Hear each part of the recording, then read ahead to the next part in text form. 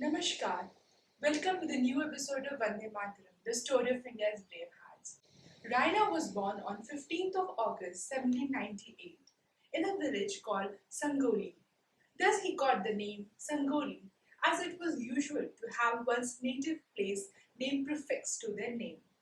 He was a warrior of the Kuruba tribe and later he became the chief of the army of Kittur Rani Chinnamma, who played a prominent role in the battle against British East India Company.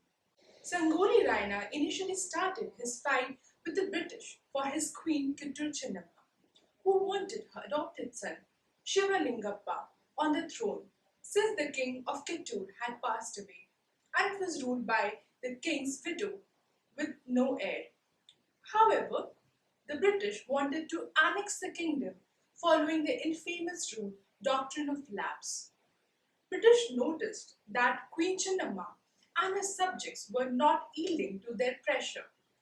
The British planned to take over the state under their rule forcibly. Kittur Chinnamma was adamant as not to let her kingdom fall under the greedy rule of the British and wanted her adopted son Shivalingappa to be the king's heir to take over the throne. The British tried to claim the throne and the War of Freedom started thereby. Sangolli Raina's efficiently trained army was ready to take over the British soldiers to save their land from being enslaved. Sangolli Raina fought valiantly in the front row until they lost the war and the brave queen was captured. Once they lost the war, Raina went into hiding, taking Shivalingappa along with him and fought for his queen and his land. The British started capturing each of the lands that belonged to the kingdom of Kittur, and that the land they were not able to capture were levied with heavy taxes. The British were also incurring losses continuously due to various revolutionary movements conducted under the leadership of Sangolli Raina, whose willpower was not shattered and he was ready to pounce like a hungry lion, even during his hiding. The British government received a very strong resistance from Raina and his well-trained army.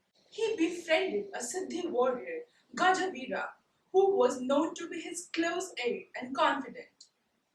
Sangolli Raina and Gajavira often ensured to create chaos and destruction in any event conducted or led by the British. Sangolli Raina was one of the few freedom fighters who used guerrilla warfare against the British. Sangolli Raina started strengthening his forces and recruiting local people and used the expertise and the local language to his advantage. He vandalized British government offices and looted treasuries. He turned into a big menace to the British to such an extent that they started plotting elaborate ways to capture Sangolli Raina. Since they could not capture him directly, they tried treacherous way by befriending his uncle Lakshman Raya and captured him by creating a trap through a false ruse. They imprisoned him at the Belluhongla prison and hanged him to death on a banyan tree at Nandagarh on 26 January 1831. His last was a very famous and often included in ballads sung in the villages of North Karnataka. He said, "I may die now, but I will soon take birth again and come back to fight for my kingdom and the people until if it is free from the clutches of the British." Raina's tomb, unlike the normal tomb, is of 8 feet, since the stories are that he was over 7 feet tall.